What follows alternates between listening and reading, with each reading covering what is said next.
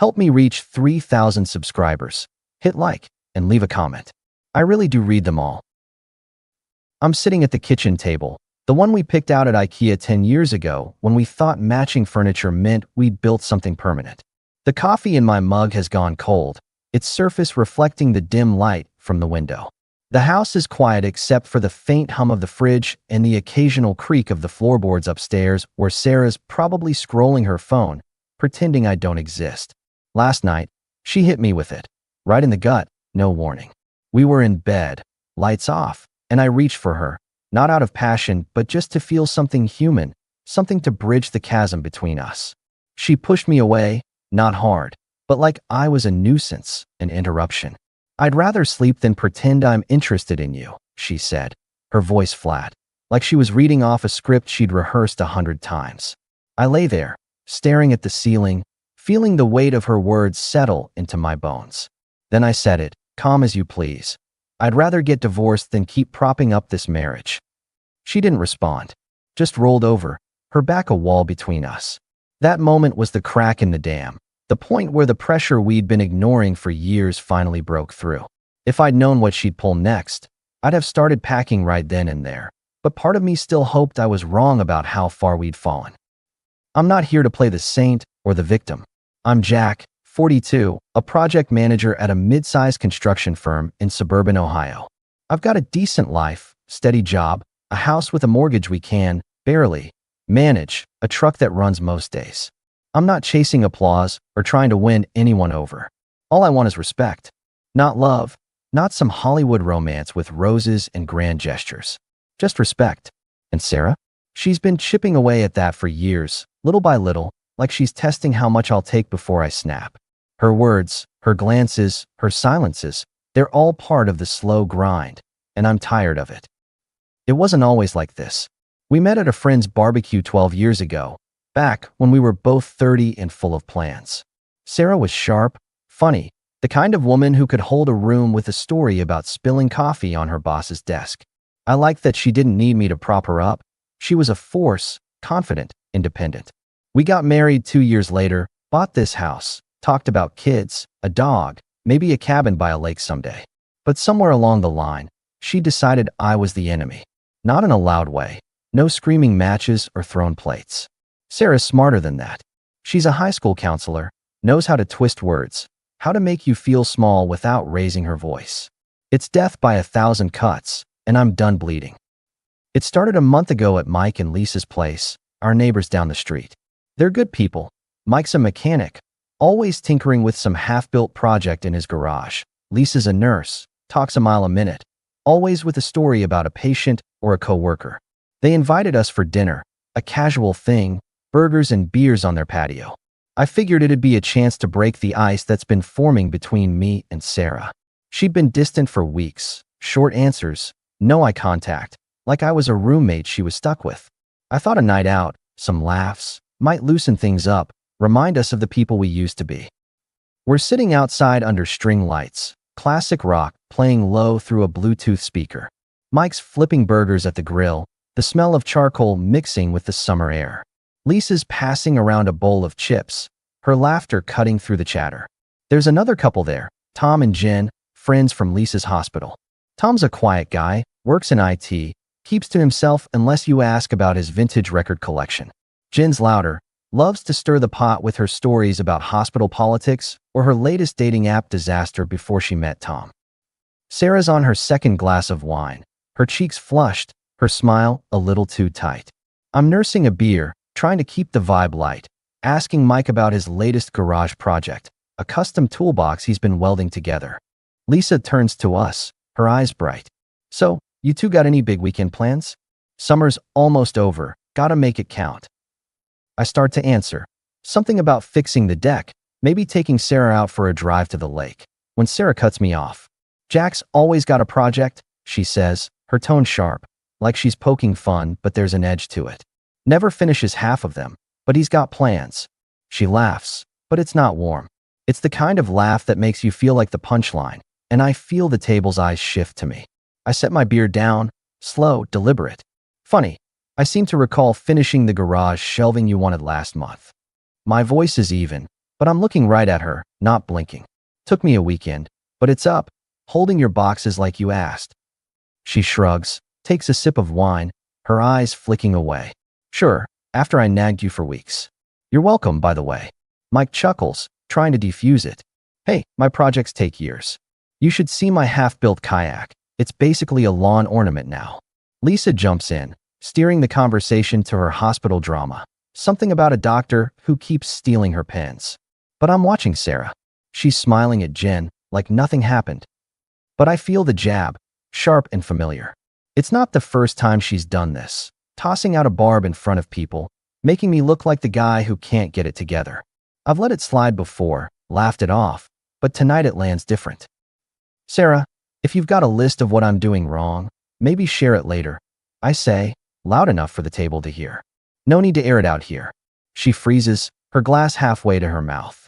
Jen raises an eyebrow, her lips twitching like she's holding back a comment. Tom stares at his plate, poking at a burger. Mike clears his throat, mutters something about more burgers. Sarah recovers fast, gives a tight smile.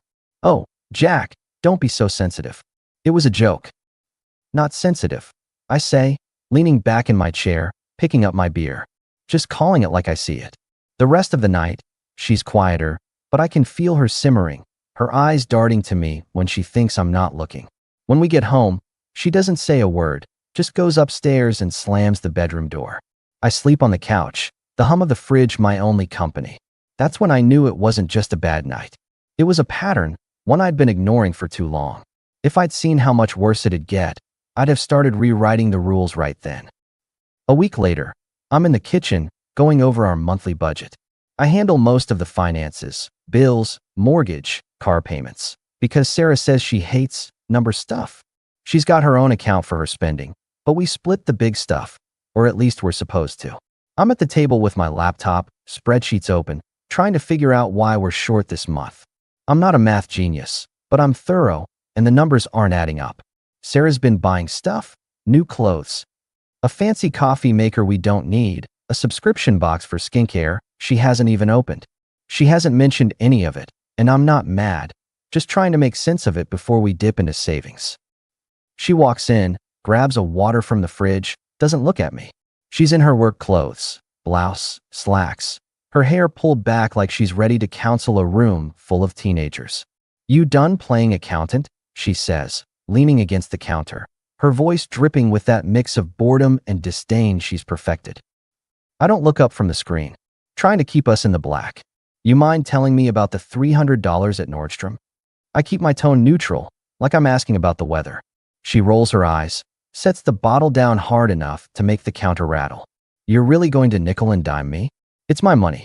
Your money, sure, I say, turning the laptop so she can see the spreadsheet. But when it dips into our joint account, it's our problem. We're short for the electric bill. Sarah, care to explain? She crosses her arms, smirks like I'm a kid who doesn't get it. Maybe if you didn't spend so much on your truck, we wouldn't be having this conversation. My truck, the one I've had for 8 years, paid off, barely costs a dime except for gas and oil changes. She's reaching, trying to flip it on me, and I'm not biting. Sarah, the truck's not the issue. You want new clothes, fine. Just don't pull from the joint account without a heads up. We've got a system for a reason. I keep my voice steady, but I'm done with her deflections. She laughs, sharp and bitter, stepping closer to the table. Oh, Jack, always so practical. Maybe I needed something nice to feel good, since you're not exactly inspiring. That one stings, but I don't let it show. I close the laptop, stand up, meet her eyes. If you need clothes to feel good, that's on you. But don't expect me to cover it quietly while you act like I'm the problem. I grab my keys from the counter, my jaw tight. I'm moving the joint account to a new one. You want to spend? Use your own. We'll split the bills 50-50 from now on. Her face changes, the smirk gone, her eyes narrowing. You're serious? Dead serious. I walk out to my truck, leave her standing there in the kitchen. That night, I set up a new account, transfer my half of the funds, and send her an email with the new plan. Bills split down the middle, no more shared pot for her to dip into. She doesn't bring it up again, but I can tell she's pissed. The air in the house gets colder, her silence is sharper. Good. I'm not here to play her games anymore. It's our 10th anniversary, a week after the budget fight. I'd almost forgotten about it, buried under work and the tension at home, but Lisa mentioned it when I ran into her at the grocery store. "You and Sarah doing anything special?" she asked, her voice hopeful, like she's rooting for us. I mumbled something about maybe dinner, but the truth is, I don't know if Sarah even cares. Still, I decide to try. Maybe it's stupid, but part of me wants to see if there's anything left to salvage. I book a table at an Italian place we used to love, back when we'd share a plate of carbonara and laugh about nothing. I buy a small bouquet of daisies, her favorite, or at least they used to be. When I get home, I find her in the living room, curled up on the couch with a book, her phone glowing on the armrest. I clear my throat, hold out the flowers. "Happy anniversary," I say, keeping my voice light. "I made a reservation at Giovanni's. 7 o'clock, if you're up for it." She looks up, her eyes flicking to the flowers, then to me. For a second, I think I see something soften, but then her mouth twists into that familiar smirk. "Flowers and dinner? What's this, your big redemption arc?" She sets the book down, stands up, and brushes past me to the kitchen. "I'm not hungry, Jack. And I'm not in the mood to play happy couple for a night." I set the flowers on the counter, my chest tight. "It's our anniversary, Sarah. I thought maybe we could talk, figure out what's going on with us." She laughs, not cruel but tired. Like I'm a puzzle she's given up solving. "What's going on? You're here, I'm here, and we're both miserable. That's what's going on." She opens the fridge, pulls out a yogurt, doesn't look at me. "You want to fix this? Start by figuring out why you're so boring." I stand there, the flowers looking pathetic under the kitchen light. "Boring," I repeat, my voice low. "That's what you've got? I'm out here trying to keep this house running, keep us afloat, and you're calling me boring?" She shrugs, peeling the foil off the yogurt.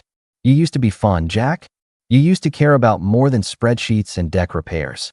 Now you're just here." She gestures vaguely, like I'm a piece of furniture she's tired of dusting. I take a step closer, my hands clenching. "And you? You're so busy tearing me down, you forgot how to be a partner. You want fun? Go find it. I'm done begging for your approval." I grab my jacket, leave the flowers where they are, and walk out. I cancel the reservation from the truck. Drive around for an hour, the radio off, just me and the hum of the engine. When I get back, the flowers are in the trash. She's upstairs, door closed. I don't knock. 2 weeks later, there's a company dinner at a steakhouse downtown. My firm's celebrating a big contract, a new office complex we've been bidding on for months. Spouses are invited, and I'm not thrilled about bringing Sarah, but I figure it's a chance to show her I'm not the loser she's been painting me as. My boss, Greg, is there, a loud guy, loves to talk sports and deals, always clapping you on the back like you're old friends. His wife, Karen, is friendly but nosy, always asking about our marriage like she's writing a book. A few colleagues are there too, including Dave, a younger guy who's always got a joke ready, even if it's not always funny. We're at a long table, plates of ribeye and mashed potatoes going around, the clink of glasses and laughter filling the room. I'm talking to Greg about the new project, going over the timeline for the East Wing, when Sarah leans over, her voice loud enough to carry. "Jack's probably told you he's the star of this deal, right? Always taking credit." The table goes quiet, forks pausing midair. Greg raises an eyebrow, chuckles awkwardly. "Jack's solid, Sarah. He's been pulling his weight, trust me." I set my fork down, look at her, my pulse ticking up. "Funny, I don't recall saying I'm the star. You want to clarify what you mean?" She smiles, but it's cold, her eyes glinting like she's enjoying the moment. "Just saying, you love to talk yourself up." It's cute. Dave snorts, tries to cover it with a cough, reaching for his water. Karen looks at her plate, her lips pursed. I'm not letting this slide, not in front of my boss, my team. "Sarah, if you've got a problem with how I do my job, maybe say it at home. Or are you just trying to get a laugh?" Her smile falters, but she recovers fast, twirling her wine glass. "Relax, Jack. It's a joke. You used to have a sense of humor." "Not a good one," I say, my voice steady, cutting through the tension. I turn back to Greg, pick up the conversation like nothing happened. "So, about the timeline for the East Wing. Think we can shave a week off if we get the permits early?" She doesn't say much after that, but I can feel her staring, her anger a low hum across the table. When we get to the car, she lays into me, her voice sharp in the dark. "You embarrassed me in there. You can't take a joke? I start the engine, keep my eyes on the road. A joke's supposed to be funny, Sarah. You want to take shots, do it where I don't have to clean up your mess. She goes quiet, her arms crossed, staring out the window. I'm already thinking ahead. The next day, I tell Greg I'm skipping the next company event. Family stuff? I say, keeping it vague. He nods, doesn't push. I'm not giving her another stage to perform on. A few days after the work event, I'm in the garage, sorting through boxes. We've got years of junk piled up, Christmas decorations, old camping gear, stuff we swore we'd use, but never did. I'm looking for a wrench I misplaced when I find an old photo album, one we put together in our first year of marriage. I sit on a crate, flip it open, and there we are. Sarah laughing at the beach, her hair tangled from the wind. Me holding a fish I caught on a camping trip, grinning like an idiot. Both of us at our wedding, her dress glowing in the sunlight, my tie already crooked. I'm lost in it for a minute, the memories hitting like a wave.